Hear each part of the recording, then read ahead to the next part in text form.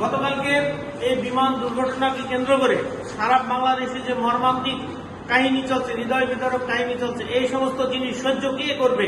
মহান আল্লাহ সবাইকে তৌফিক দান করুক, সবাইকে ধৈর্য ধারণ করার তৌফিক দান করুক। সর্বপ্রথম যারা মরে গেছে এই মৃত্যু ব্যক্তিদের জন্য আমরা দোয়া করি। সারা বাংলাদেশের মানুষজন আজকে শোক দিবস পালন করতেছে। আমরা বেশি কথা বলতে চাই না, আমরা শুধুমাত্র বলতে চাই যে এই যে প্রশিক্ষণ বিমান দুর্ঘটনা মাঝে মধ্যেই ঘটে এবং এই বিমান দুর্ঘটনা অনেক পুরানো বিমান নিয়ে প্রশিক্ষণ কার্যক্রম পরিচালনা করা হয়, ত্রুটি বিচ্যুতি তো তার যান্ত্রিক ত্রুটি দেখা দেয়। এই বিমান বাহিনী কি করে? এই বিমান বাহিনী আমরা এই বিমান বাহিনীর কি ইঞ্জিনিয়ার নাই? এই বিমান বাহিনীতে যারা চাকরি করে তারা কি করে? বিমানটা যখন আকাশে উঠবে তার আগে সে পরীক্ষা নিরীক্ষা পর্যবেক্ষণ করে না। তাহলে এই যে গাফিলতি, বিমান বাহিনীর যথেষ্ট ত্রুটি আছে, যথেষ্ট গাফিলতি আছে। এই গাফিলতি আমরা তীব্র নিন্দা এবং আমরা চাই গণপ্রজাতন্ত্রী বাংলাদেশ সরকারের উদ্দেশ্যে আমরা বলতে চাই যে বিমান বাহিনীর এই গাফিলতিকে আমরা দূর করতে চাই।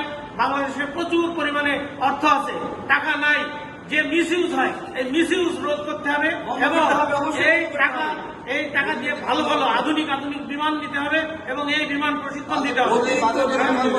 আমাদের টাকা নেই, মানুষ বলে যে বাংলাদেশের টাকা নেই, বাংলাদেশের টাকা নাই, প্রচুর পরিমাণে টাকা আছে। আমরা বেশি কিছু বলতে চাই না। এরকম দুর্ঘটনা আজকে যা ছোট ছোট বাচ্চা, এগুলো সহ্য করবেন কিভাবে? এগুলো তীব্র প্রতিবাদ এবং নিন্দা জানাই।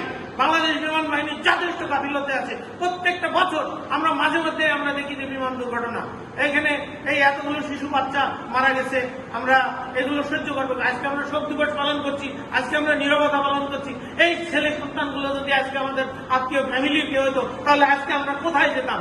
এতক্ষণ আমাদের কি অবস্থা হতো আমরা উপলব্ধি করতে পারছি। আজকে আমরা আমাদের অবস্থান থেকে, আমরা এত বড় কিছু না, আমরা আমাদের অবস্থান থেকে আমরা তীব্র প্রতিবাদ জানাচ্ছি এবং গণপ্রজাতন্ত্রী বাংলাদেশ সরকার প্রধানকে আমরা অনুরোধ করতেছি বিমান বাহিনীর দিকে একটু নজর দেন, এরকম দুর্ঘটনা থেকে যেন মানুষ সাবধানতা অবলম্বন করতে পারে এবং এই বিমান বাহিনীর যথেষ্ট গাফিলতি, এই গাফিলতিকে আমরা নির্মূল করতে চাই। বাংলাদেশের প্রতিটা স্থানে প্রতিটা সিস্টেমে দুর্নীতি আছে। এই দুর্নীতি থেকে আমাদের খুব তাড়াতাড়ি এই দুর্নীতি থেকে আমাদের বাঁচান।